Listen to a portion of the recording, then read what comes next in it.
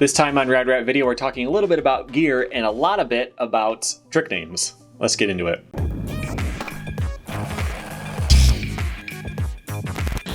Welcome back to Rad Rat Video channel, where you can learn new things about skateboarding and all kinds of different skateboarding topics. I'm answering your questions today on my series Ask Rad Rat. Got a few of them. First one is from Anthony, who asks, would it be a good thing to rotate your trucks and wheels on your board? Or by the time you need to, is it better to just buy new ones? Well, if you've skated the same wheels for a long time, they will start to cone, where it'll be, it'll be smaller on the outside than it is on the inside. And it does make sense to rotate them to try to help them wear evenly.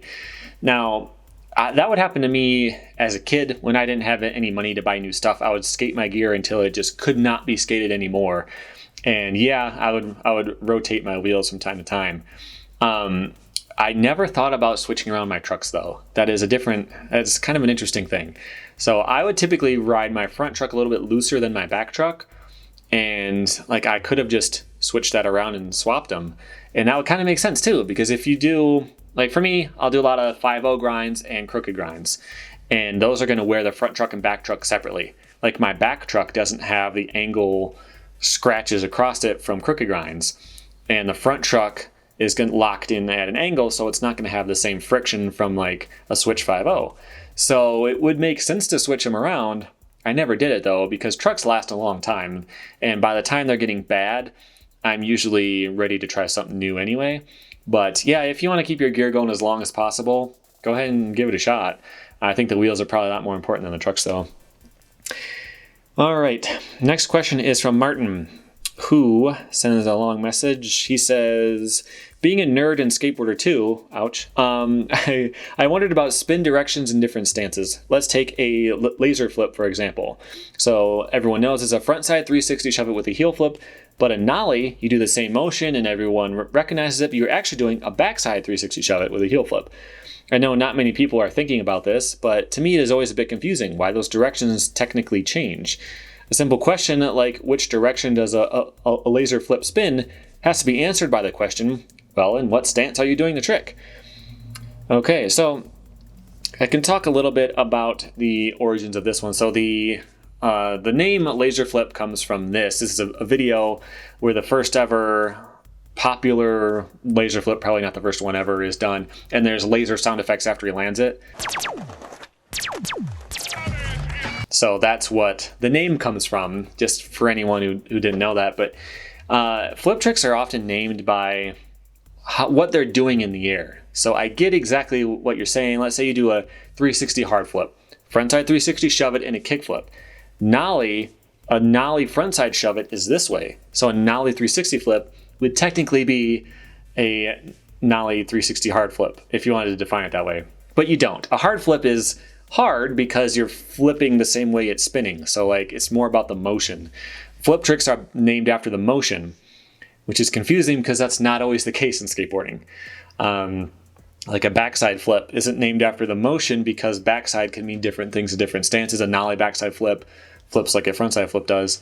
So that can be really confusing, and I get where you're coming from. For anyone who doesn't know the way the spinning directions work, I wish it didn't work this way because it's kind of dumb, but it does. So if you're rolling forward and you are going this way halfway through, it's backside. So if you're off the tail, this would be a backside flip. If you're off the nose, this would be a backside flip. If you're going switch though, backside flip, same way. Fakie backside is the opposite, because fakie just means backwards. Nollie is your normal stance, but off the nose. They both make sense, but they don't make sense compared to each other. They're the opposite. It makes a lot of problems, especially when you get into grinds, how grinds work in fakie and nollie. Doesn't make a lot of sense. I'm actually going to talk about that with the next question, so I'll get into that in a bit. But yeah, the answer, I guess, is just that flip tricks aren't defined technically. They're defined by what they do. Or you can just ignore nollie, I guess, for the names to make sense. It just kind of is what it is. Nollie frontside big spin flip would just be a normal big spin flip. I don't know. It's just weird, and there's nothing we can do about it anymore. I don't think we can change it at this point. So yeah, I'm sorry. That's just how it is. Kind of sucks. Okay, the next question is from Gavin, and he says, I've been skating for a while now, but I still get confused with board and lip slides, especially frontside and backside variations. Can you explain them, and do you have any tips on how to remember which is which? All right. So I was wrong. It's the question after this where I'm going to talk about the fakie grinds and slides, but or a little bit. They're all kind of the same. I actually grouped some questions that were similar this time because I'm smart. All right. So a lip slide is when your back truck goes over the rail. Okay. So if you are rolling up to an obstacle, a rail, and you just raise up the front truck and you can kind of do that on it, that's a board slide. So if you're doing it backside, you'll roll up with your back to it, you slide forward. Only your front truck goes over. You don't even have to pop the tail if it's a low enough rail. Front side, same thing. You roll up front side, raise the front truck, put it on. That would be a board slide. All right. A lip slide is the opposite. You have to pop the back truck up and over it. It's a lot harder. It's a lot more difficult, and it takes a lot of pop. So if you roll up backside, you actually pop, pull your back truck up, go over, and you're sliding backwards. So if you can do these, the difference is very obvious because the lip slides are 1,000 times harder. It only gets a little bit complicated if you're doing it, let's say you're doing it straight on for a box, and you're going like at the box straight on, and you ollie over the corner. You'd slide like a lip slide, but you approached backside technically, kind of, not really. So that would be, you would call that a frontside lip slide because of the way the trick looks. Like your back wheels are the ones sliding. So that one is relatively simple in your normal stance, and it's the same rule off the nose if you're rolling up a nollie. It's still the back truck. It's just easier that way. So if you roll up front side, you're on the nose, you can just lift up the back truck and put it over. It would be the easy version, but it would be a lip slide. And like I was just talking about, if you're in nollie, it's just your normal stance, but you pop the nose. So your back truck going over would still be a lip slide.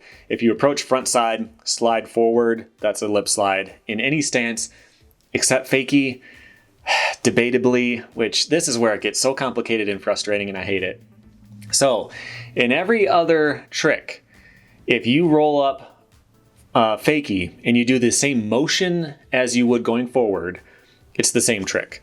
So if you pop up, you land on the nose and you grind this way, it's a nose grind. If you pop the tail, land on the nose, but you're going this way, it's a fakie nose grind. Same motion, but you're going the other way.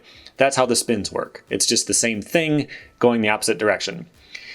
And if you were to roll up front side, pop your back truck over and slide backwards, I would call it a fakie frontside lip slide because it makes perfect sense within the rules, the stupid rules that we have.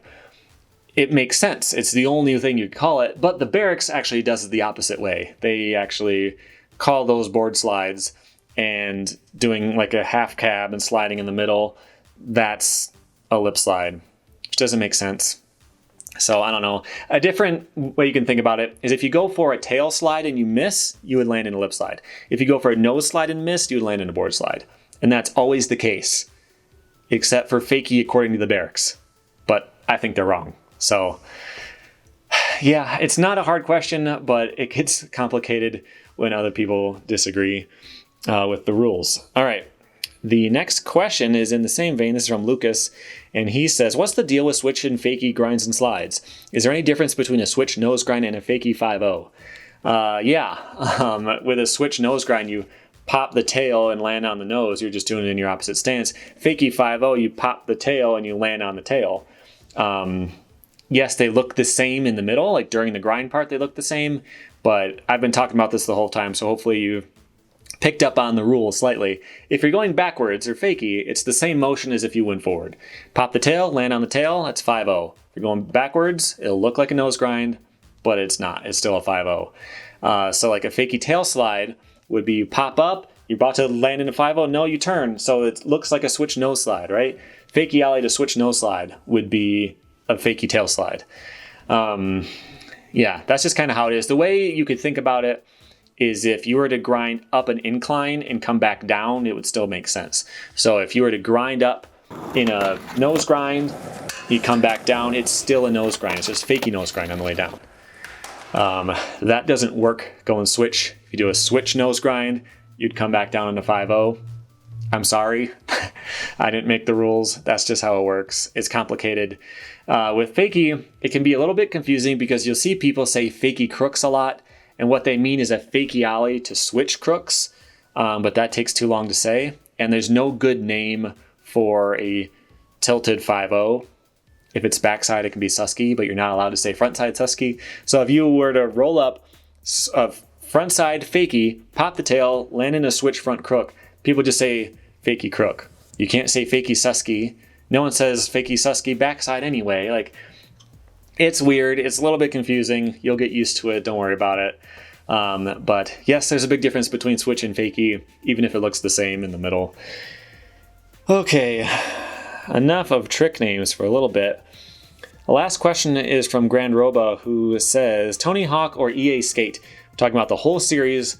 Which one do you feel is better overall? So, this is complicated. My first way I was thinking about this is, if I could take one whole series to a desert island, it's the only thing I'll ever play the rest of my life. It would be really tough to not pick Tony Hawk, because there's however many games there were, even the bad ones. If you get sick of the good ones, you'd want to play those anyway. Skate 1, 2, 3, there's only so much you can do compared to Tony Hawk 1 through 9 or 10, I don't know. But it'd be hard to not pick Tony Hawk in that case. If you were to compare like the top 3 of both series, that'd be pretty difficult. But like, which one is better? Which one had a more impact and all that kind of stuff? Man, it's tough. I thought about this one a lot.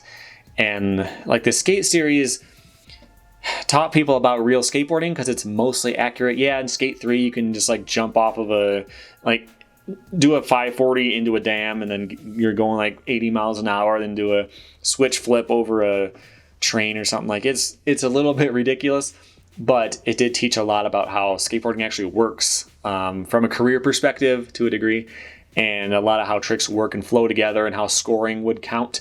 You know, like, the game doesn't want you to do combos, because even though you can, that's not what real skateboarding is like. So like, it did a lot for skateboarding, but you'd be crazy if you didn't think Tony Hawk did a lot for skateboarding too.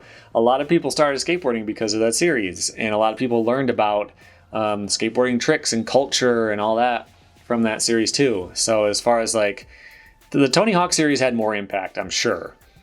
I think at least because it's older.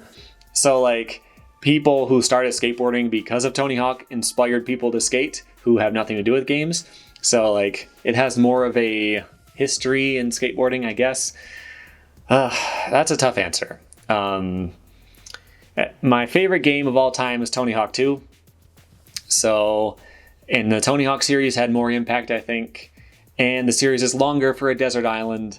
So I'm gonna have to go with Tony Hawk, the Tony Hawk series, which is a surprise because I didn't quite have an answer yet when I compiled all my questions for today. But yeah, I'm going with the Tony Hawk series as the better series of the two, although in a game-by-game basis, the skate ones are real hard to beat. But I'd like to hear your opinions on that below.